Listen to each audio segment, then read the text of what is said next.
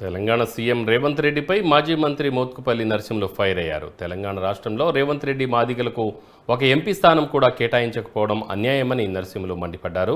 రాష్ట్రంలో మాదిగలు లేకుండా రేవంత్ రెడ్డి చూస్తున్నారని ఆయన ఆగ్రహం వ్యక్తం చేశారు.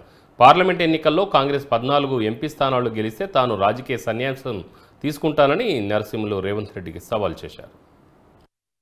చాలా మంది ముఖ్యమంత్రులను చూసిన ఎన్టీ రామారావు గారు, విజయభాస్కర్ రెడ్డి గారు, చెన్నారెడ్డి గారు, రాజశేఖర్ రెడ్డి గారు, కిరణ్ కుమార్ రెడ్డి గారు, ఎన్ జనార్దన్ రెడ్డి గారు, అరే ఎంతమంది చూసినా నేను, చంద్రబాబు నాయుడు గారు, ఎంతమంది చూసినా ఏ ముఖ్యమంత్రి కూడా ఆ రోజులలో ఇంకా పాతకాలంలో 35 ఏళ్ల కింద అంటే అడిగేవారు లేకుండా వీళ్ళు అడిగే కాలం వచ్చిన తర్వాత కూడా ఒక్కొక్క ఇంట్లో 2 సీట్లు ఇస్తారు.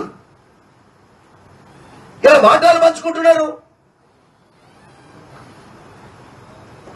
ఒక్కొక్క ఇంట్లో ఒక్క కుటుంబానికి 2 సీట్లు అసెంబ్లీ సీట్లు. ఏమైనా ఉందా? ఇంతమంది ముఖ్యమంత్రులు ఎవరు కూడా చేయలే ఆ పని. ఒక కుటుంబానికి 2 సీట్లు ఏందండి? Non sense. ఇలా పెద్ద పెద్ద ఉపన్యాసాలు చెప్తున్నాడు. ఏ రకంగా నీ రాష్ట్రం ఇది? పట్ట పగలు పంచుకొని తింటున్నారు ఇవాళ. ఇదెంతవరకు సమంజసం? ఒక ఇంట్లో 2 ఉంటారా ఎమ్మెల్యేలు? ఇక ఏకంగా మా పెద్దపల్లిలో అయితే 3. మా వివేక్ పాపం అధికార దాహం అనేది తీర్చలేదు పాప తమ్మునికి.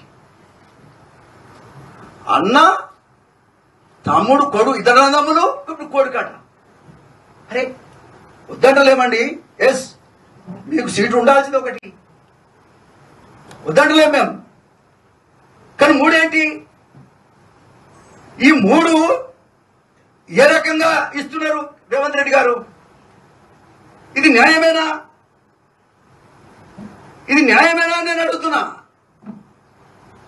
అయ్యా ముఖ్యమంత్రి గారు,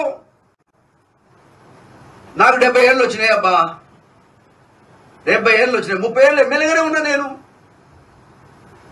ఎవరు కాదనుకున్నా నేను ఎమ్మెల్యేగానే ఉన్నా. అది కూడా చెప్తున్నా, ఎన్టీ రామారావు దయ వల్ల.